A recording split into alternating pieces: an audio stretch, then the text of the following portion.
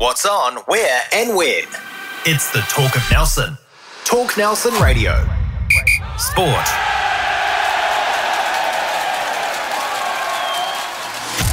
The Mako Rugby Roundup.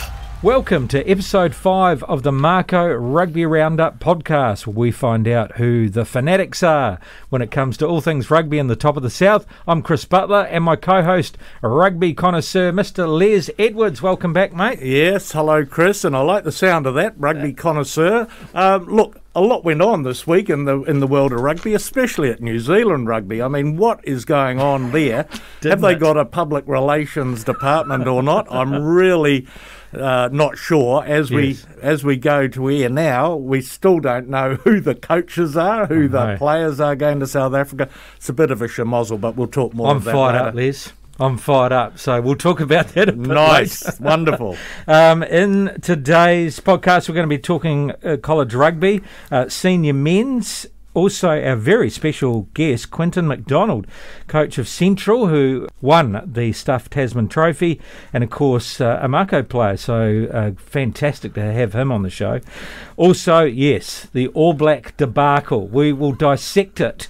And also a Mako update, and things are starting to roll there, so it'd be great to hear what's going on there. But let's kick things off with College Rugby and Nelson College, who are sitting at the top of the table, taking on St Thomas's, who are in second, Trafalgar Park at 10 past 11. So College Field not available? Well, I'm not sure if it's not available, but this game's going to be televised live on Sky Sport 3. So put it on the big pitch. I think the request was put on to have a really nice surface and a good good surface for a televised game. Makes complete sense, and there'll be a big crowd watching. You know, 1 plays 2 in our region, Crusaders region, first 15 comp. It's going to be a big draw card. There'll be another game played at 12 noon between Waimea Combined and Marlborough Boys College, so a derby match there. Well worth getting to the Waimea College for that one. The Car Company Division 2 and Stoke versus Rewalker. So Stoke not faring too well in the Premier Division, but doing really well in the Second Division. Yes, so this is the Division 2 final for Nelson Bay, sponsored by the Car Company. The Stoke are perennial finalists in this division. They've got a very good team, great to see. Rewalker knocked over the number 1 seeds, Wanderers, last weekend to make this final. So 1:15 at Green Meadows if you like watching true grassroots rugby. And beautiful facilities out there, so that'd be fantastic. Last week, the Stuffed Tasman Trophy final. It was a big occasion, and it was at Lansdowne Park this time. What did you think of the final, Les? Oh, first of all, the weather was glorious. Sunshine galore, and a big crowd. Over 1,000 people turned up to watch this. Fantastic. So it was a great occasion. Central, as they were in their semi-final, just very well coached, very well disciplined side with both their attack and their defence. And to their credit, they absolutely overcame Karangi by 33 points to 7, 5 tries to 1. But we'll learn more about that win for Central when we talk to Quentin MacDonald. You're with the Mako Rugby Roundup, and it's time for our very special guest, Quentin MacDonald, player in the Tasman Mako and coach of Central. Quentin is well known to our listeners. He's the current Tasman Mako hooker, Mako number 48, and just the third Mako to bring up 100 games. That's fantastic. More recently, however, he is the successful player coach of the 2022 Tasman Trophy Premiers, the Central Club from Marlborough.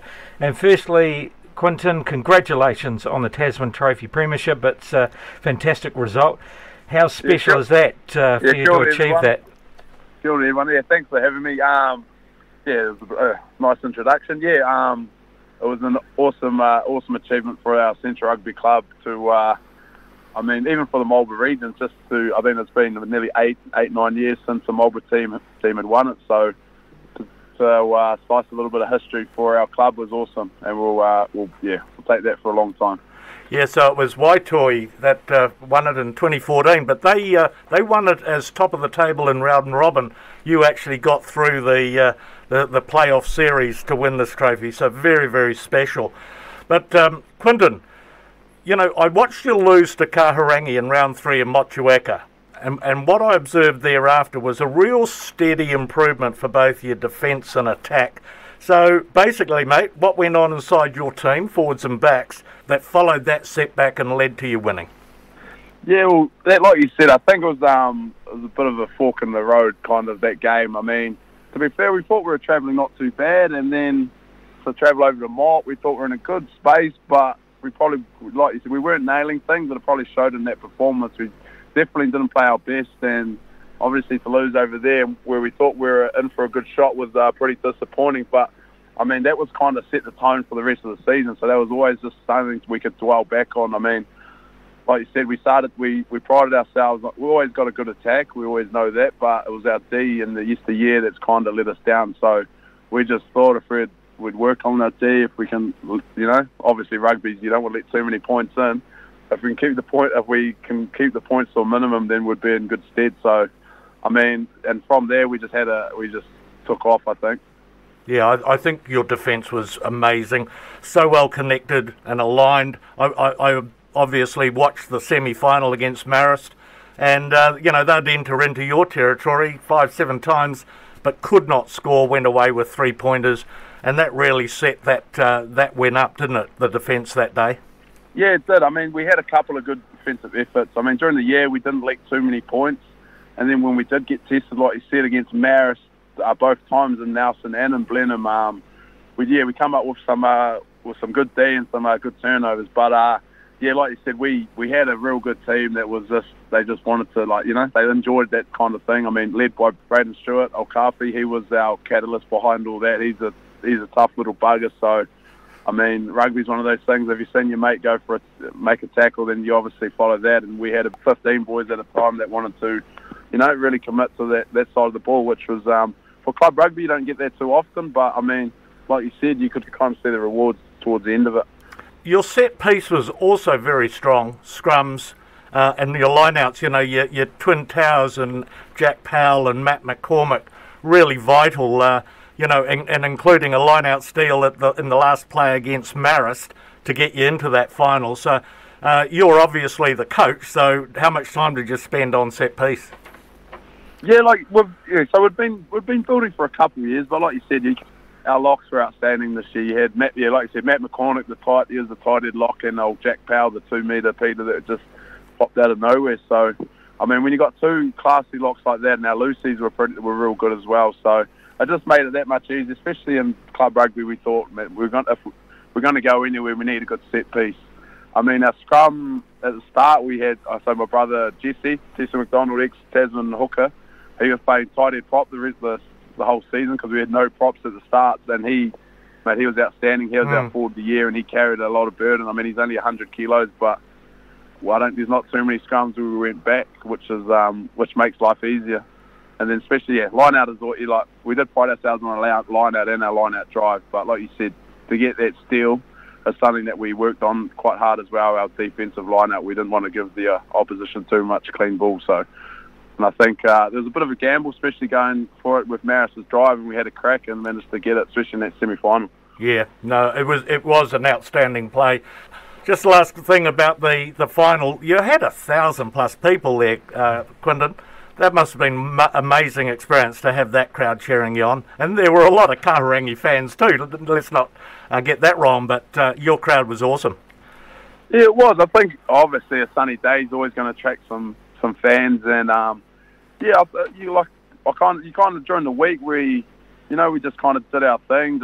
We didn't change too much, but as the game got closer, you could kind of obviously the phone starts. You get a few more texts, a few more good lucks, and then I think it did create quite a bit of a buzz, not just for Central Rugby, but I suppose for Melbourne Rugby to have have the final over there. And I mean, there was a few boys from different teams coming to support, and I remember when Carfi scored that try, and just in front of the brand new pavilion, I remember seeing there's Waitohi jerseys, there's Flores jerseys, there was there's all sorts of jerseys just cheering for the boys. So I was like, it's just kind of one of those games that brought everyone closer to, just for Melbourne Rugby. And hopefully we can just, kick-start a few things over that side of the hill. Oh, definitely. You had Renwick making this playoffs as well. So, yeah, good things happening in Marlborough.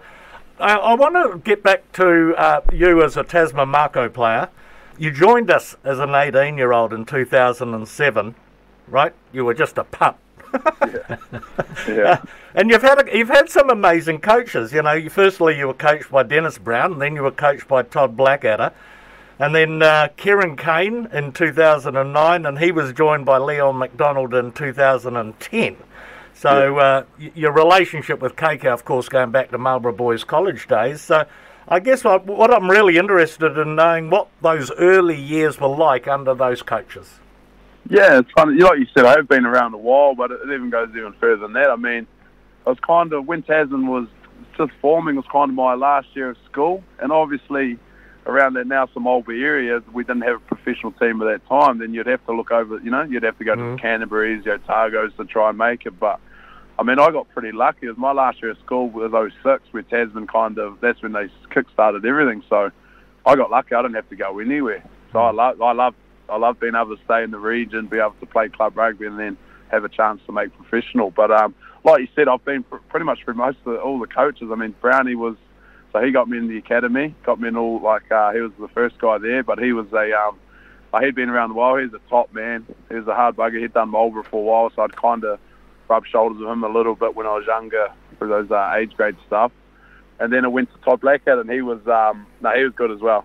But like you said, in those early years, it was still, I think Tasman was still trying to find the identity, and there's still a bit of searching, and then obviously there's a bit of financial troubles, which kind of stalled a few things, and that's when KK come over, and Weapon, or Bevan Codwalla, he'd been there for a while as well. So, but like you said, I've had some awesome coaches, but probably my closest relationship obviously was KK. He was I had him at school. I think everyone that knows he's a tough bugger, but probably one of the best rugby minds I've ever come across, and it's still to date. He knows his X's and O's, knows everything ins and outs. So, and he was tough on me. He pushed me, especially at school as well, to kind of get where I am today. He's always wanted me to work hard and not just play rugby, understand rugby as well. And then I suppose funny thing is I didn't think I'd coach, but all those lessons he's kind of taught me, he's kind of led me into,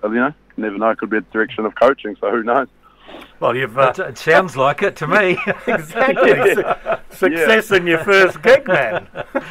Yeah. So, mate, then 2015 came along, and you played 78 games for the Tasman Mako, including the 2013 Championship and 2 Premiership finals. But then off you went to France to play for Ognac, is it? Oyonnax. Oyonnax. They got silent X's over there. The French is the top language. Yeah. So I didn't know that 2015 would be my last season. I had a Blues. I was at 2016. I was at the Blues, and then obviously I was kind of, getting. Oh wow, not getting on. Like you said, I played a few games, and I've been bumped around the Super Rugby scene a bit. 3 teams, and Tasman was always it was always home. So. And I just had I was just expecting my second daughter, so it was just that did come at the right time to branch out, head over to France, and try the wine and cheese over there in different side of the world. And I loved it, absolutely loved it. Mate, 100 games. You only had 4 or 5 seasons there in France, so obviously that's a lot more rugby. So how is it different in France? It was actually, I didn't even play. I didn't even finish my 4th season, so I was 3.5. It was just over 3.5 seasons, and I played 100 games. My last game before everyone went into lockdown was my 100th game. Wow. So it was pretty hectic. So my first year there, we were a Pro D2, and that season was 30 games. And I think I played in maybe 27, 26 games. Wow. Yeah, and then the couple after that we were top 14, which is obviously you play your challenge cups and that's I think that might have been a 34, 35 game year, and I don't miss too many, so I don't know if that was just good luck or I think they got their money's worth, that's for sure. Yeah, absolutely. The sounds of it. Is that midweek games as well? I mean, no. So it'd be week. So just long season. How they had it set up, you'd play like 15 games till Christmas. You'd have a big break, and then you'd have 15 games after Christmas. Wow. So it was, big old seasons, but I mean, coming from Marlborough to France, I mean, what was that experience like for you, and especially with your young family? Oh, it was, Oh, I suppose, yeah, it probably made it a little bit easier. I mean, it was obviously having a young family. I just had my second, and she was just a newborn, and my oldest one, she was 1.5, 2. So, I mean, it was an awesome experience. We had a good group. There was a good group of foreigners there, which made it that much easier. But I think it was just like we wanted to travel and we wanted to just do things before things, while we had the opportunity. So, I mean, going over there was pretty daunting. Obviously, going to a country, not knowing the language, and obviously away from your family, especially with two younger kids. But the sport we got there was awesome. We had an awesome we had an awesome group, and it just made it that much easier. At least you'd compare notes on the wine industry, so there'd be plenty in common there. Yeah, well, I'm a Marlborough. I like the Sauvignon Blancs and stuff, so that was a bit. They were like, I remember taking couples to over. I made the mistake. I found a couple in one of the wine bars, a couple of Marlborough wines, and they were like, yeah, if you know the French, they're not ones to mince their words when it comes to they're deep reds and Bordeaux reds and whatnot. So they didn't come to they didn't like it too much, but. No, it was an awesome experience. I mean, playing rugby, playing like a lot of rugby over there, it did take its toll. But it was, I mean, we would play like 5 games in a row, and then we'd get a week off. So, wow.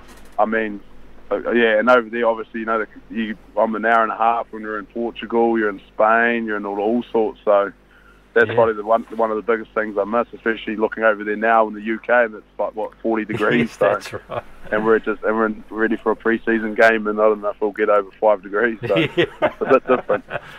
So Quentin, you came back. I'm sure the MacDonald clan welcomed you with open arms, and then you got back here 2020 for that season, which was a premiership season for Tasman.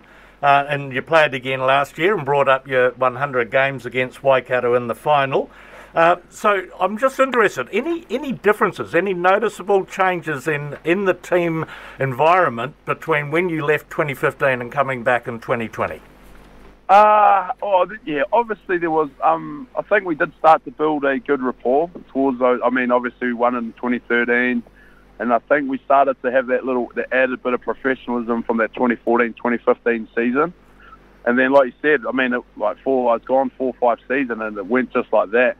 But I remember when I was coming in, I was pretty nervous because I was like, there was a couple of faces that were still there, but, there wasn't, like, obviously the coaches were the boys I'd played with, and then some of the boys, had seen that the year before, that 2019 year, where they were, unstoppable. So, I mean, being an older boy coming in, I was pretty nervous, but I remember talking to Joey probably a couple of days before Joe Wheeler, before I come in. He's like, mate, because he was there the year before, he was like, mate, like, the face has changed, but the environment's still the same. I was like, oh, yeah. I was like, what do you mean? He's like, oh, you'll realise. And then once I got in there, it was just like, it honestly felt like I just haven't left. The faces were different, but, the culture was created, the atmosphere, the vibe, and just, the fizz was still there. So I think that's something that you don't, once you know the environment, that it's pretty special. So yeah, it was awesome to get back. Mate, you're back for the 2022 Mako campaign, so how's the season looking and the squad shaping up? Yep, so I'm back for the 22. That's good. It's awesome. They've had a good build-up. I mean, there's been some, obviously some good footy with club rugby, so there's a few of those boys, but obviously you see with the Super Rugby and seeing the Tasman Mako boys putting their hands up there, a lot of it, and especially around that, like, a lot of it with that Moana team, we had a pretty good contingent there, so to see a lot of those Pacific Island boys playing for Fiji, playing for Tonga, Samoa's alike. So for them to get a taste of international footy, obviously is going to help them with their confidence. But once everyone gets back in, I think we're a pretty exciting group. And obviously with 2 new coaches in Gray and Piggy, I mean, they're going to add a little bit of their own touch to things. And I think it's going to be an exciting year. Fantastic. Hey, Quentin, we really appreciate you joining us. Congratulations on the premiership. Fantastic effort from you and the boys, and fantastic to hear the background of your time in France and, of course, with the Mako and the upcoming season. No, awesome. Thanks for having me. Yeah. Q-Mac, it's been a pleasure talking to you. You still look like you're only 27, so I expect you might be the first Mako to bring up 150 games the way you're going. I know about that. The grades are getting a bit thick. I don't know if that's from rugby or with my kids, so they're getting a bit older now. So Great to have you on Good the show. stuff. Thanks, No, mate. awesome. Thanks for having me. It's a pleasure. Cheers. Fins up, mate. That's Quentin MacDonald, player and coach of Central, the winners of the Stuffed Tasman Trophy, and of course hooker for the Tasman Mako. And great guy. What a great guy. Yeah, and you can sense there's no ego there, right? So here's a man who's the coach of the team, quite happy to be the hooker and let Braden Stewart be the captain and run the show on the field. But also, just when you see QMac, they call him, around the team and around the staff, always just a genuinely nice man who engages well with everyone. So he is a product of the Tasman Mako culture that they talk about, and it's really about being welcoming and having fun doing stuff that you love. Quentin MacDonald, who player coach of Central and also Tasman Mako player. You're at the Mako Rugby Roundup. Right, Les. The third test. Not only the debacle on the pitch, but we'll give them the first, 10 minutes of the second half, but then the PR debacle after that. Yeah, well, so how are we going to play this? Am I going to? We must point out that this podcast is being recorded before a PR release. So I'm going to fly off the handle here, and I could be totally wrong because the rugby union might come out and hopefully do what I'm wanting. Well, first of all, let's just deal with the game. Okay. The game lost 22-32. The gap is flattering on paper. Ireland were awesome. Oh, they played fantastic. Yeah, so that's where the credit's got to go on the field. Just some of their attack structure, the pods they were forming and running off, creativity that we haven't seen from an All Black backline and for a team in seasons. Right, so they've moved on. We're still playing like it's 2019. Yeah, and so hats off to them for that. But, you lose and then you've got to front up to the media, don't you? And just explain yourself and what your plans are to improve. I did read an article from the PR manager. She made the call and she said, so sack me. But she thought it was going to be a lynch mob and she wanted to save Foster from that. So she made the call. And I kind of understand that because everyone was bearing for blood. However, we've heard nothing. And it was only this morning I was reading that there could be an announcement with the squad team today. But we've heard nothing apart from the New Zealand Rugby Union saying that it's not good enough and we'll be working on it immediately. Yeah. But I would have expected something by at least Wednesday to as an announcement, a swift announcement to make changes. So my beef is this. I fear, with what's coming out in the media at the moment, is that Foster's going to keep his job and that the assistant coaches are going to have to fall on their sword and they're going to bring in Joe Schmidt and they'll talk about the fact that they haven't got much time before the South African game. I'm going rubbish. They did it with England. They had Brendan McCullum go straight in and it made a reaction straight away. We've got absolutely nothing to lose.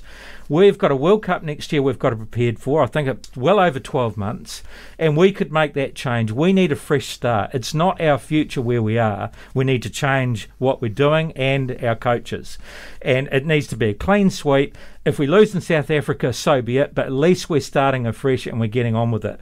You can keep your administration staff, you can keep your manager, but don't let the assistant coaches fall on the sword and the top coach keep his job, because ultimately, at the end of the day, it's his responsibility. He's the guy that has the say on what happens in the overall performance, and if we're going to make changes like that, he should go. Yeah, well, that's my opinion. Yeah, and it's a fair enough opinion, and I reckon that you'd have over 50% of the listeners agreeing with you.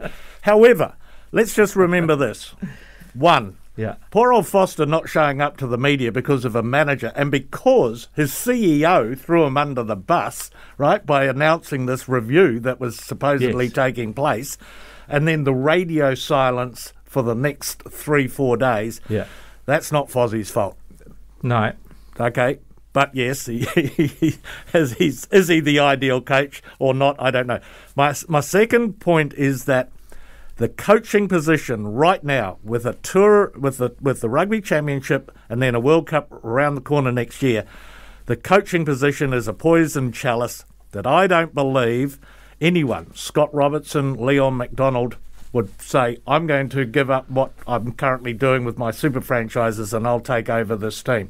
They can't select the team. They're not their players. I just say they will go, no, we will wait until 2024. In which case, Foster's the coach. They will change the captain. I'm absolutely certain, because you cannot now pick Sam Cane to start all the time. They will change the captain. I'd love that to be Artie Severe. I think they'll go the traditional option of Sam Whitelock. Yeah. But yes, they will bring in Joe Schmidt and maybe another assistant coach somewhere. But no one would want to replace Ian Foster out of those coaches. Yeah, but in contention. But surely that's the challenge. If you look at Brendan McCullum with an England team, he didn't have a job. Well, no, he didn't. Well, yes, he didn't have a job, but isn't that the ultimate job? And surely the New Zealand public would forgive those guys for giving them at least till the end of the season to sort things out. But we have to make the change now. You know, that's my opinion, because where we're going now, what's the point? What's the point in carrying on where we are? Because my feeling is that if they're going to bring a new coaching staff early next year, let's start now. Yep. But anyway, I think logistically, you're right. He's going to keep his job. Maybe he'll turn it around, and I'll have to eat my hat. But they've certainly got to make some player changes too. Yes. I think it's about time that they brought in a couple of strong young props. Yes. It's about time. A couple of older players started seeing the back end of their career, and I'm going to put Cane in there. I was a staunch advocate for him, but he looks like he's lost a yard of pace and B, a whole lot of confidence. So, I think he's out of sorts. I think even with the locks, I think Whitelock and Brody Retallick are seeing their days. Maybe they should have a younger guy next to them. Personally, I think that, Artie Savia should go to 7 or go to 6. And I think that we need a dedicated number 8, a specialist number 8, whether it's the Chiefs player or whether it's Ione. I know that obviously they struggle with him with his fitness, but once he's on fire, he can cause some damage. I think that Moanga's got to go to number 10. Barrett's got to go to 12. I like that, because and then outside of maybe Ione, we've got plenty of wings. We've got plenty of midfielders. I think that's worth the experiment. And Will Jordan has to start at fullback. Yes. And he proved that with the try that he got. Yeah. My tweak might be as simple as, because Geordie Barrett is the goal kicker, is put him on the wing, but Jordan's got to be the 15. Yes. I expect there will be changes in the squad that's named. Won't be wholesale. Retallick's out, so we do have a couple of props, a couple of locks coming in. But it's going to be fascinating what unfolds in the next 24 hours. It's good theatre, isn't it? Yes, at least, it is. Anyway. Tasman Mako update, and we're getting closer and closer to the men's competition, but the Farah Palmer Cup. Yeah, kicks off for us. It's underway tomorrow, Saturday, 4:35 p.m, playing the Northland Kauri up in Whangarei. And the good news is, ladies and gentlemen, you can watch that live on Sky Sport 1, 4:35 p.m. So that'll be awesome to see them running around. It's a brand new squad, lots of debutants, but they've put in the mahi. We heard from Mel Bosman last week. She's excited. The players are very, very keen under skipper Hannah Cully. So I'm going to wish them very, very well. I want to see improvement this year, and I think we will see it on the tally. And then the next thing that comes up is a double header in Blenheim, when the Farah Palmer Cup will play North Harbour, and followed by the men playing Southland for the Clark Dermody Cup. So that's Sunday the 7th of August, Chris. Not far away. Not far away at all. So we'll just keep that ticking over until finally we'll be able to go and buy tickets and get along and watch our fabulous teams. Fantastic. Really looking forward to it. Thanks very much once again, Les. A pleasure having you here. That's it for another edition of the Mako Rugby Roundup. You can hear this podcast on talknelson.co.nz and, of course, on our Facebook page and on Fresh FM, 9 o'clock on Friday nights. We'll speak to you again next week. Have a great weekend. The Mako Rugby Roundup. It's the talk of Nelson. Talk Nelson Radio.